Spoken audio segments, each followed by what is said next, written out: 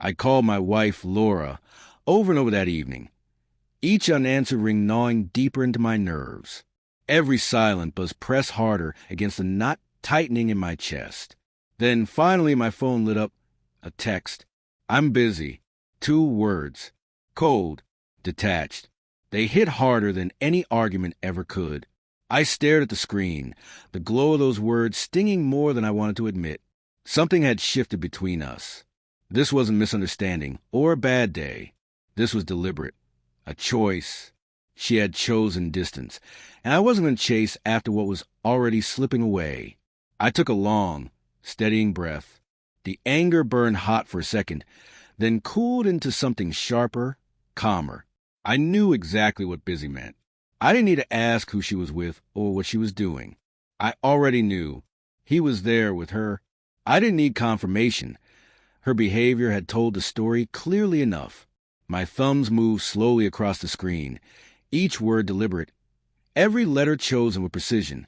Stay with him. Don't come home.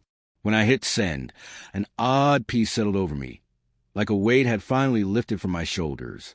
No begging, no yelling, no broken pride. Just clarity. I wasn't going to plead or lower myself.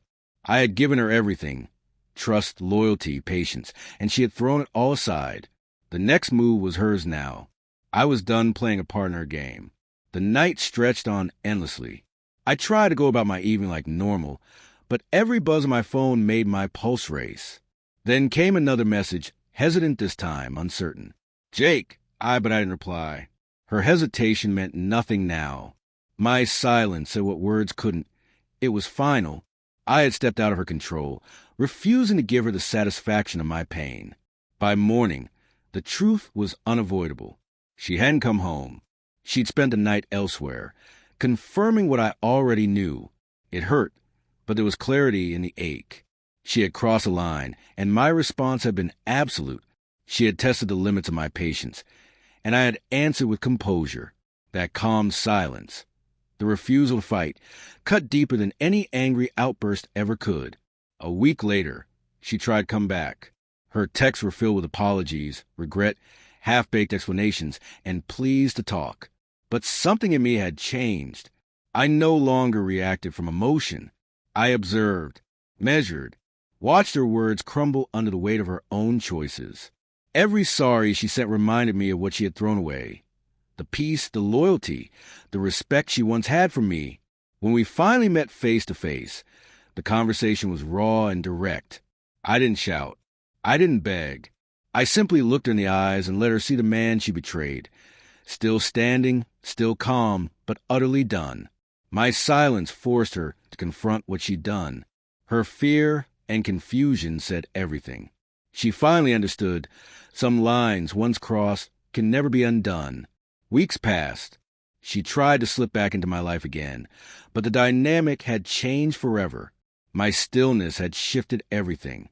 She now understood that loyalty and respect are not rights. They're privileges. And she had lost both. Her betrayal, her absence. They had taught me something I didn't know I needed to learn. My own strength. I wasn't going to trade that strength for temporary guilt or empty remorse. By the time she realized the full cost of her decisions, I had already moved on. My focus was elsewhere, my work, my peace, my growth. The silence I had chosen wasn't weakness. It was power. Trust, once shattered, can't be patched together with apologies. It demands accountability, effort, and truth, and she had given me none of those. In the end, I didn't chase. I didn't scream. I didn't fall apart. I just sent one clear message and let the silence do the rest. She stayed with him. I stayed true to myself. The power was never in vengeance. It was in restraint, in calmness, in knowing my worth and refusing to compromise it. And that quiet, deliberate act of self-control spoke louder than any confrontation ever could. For the first time in months, I finally felt free,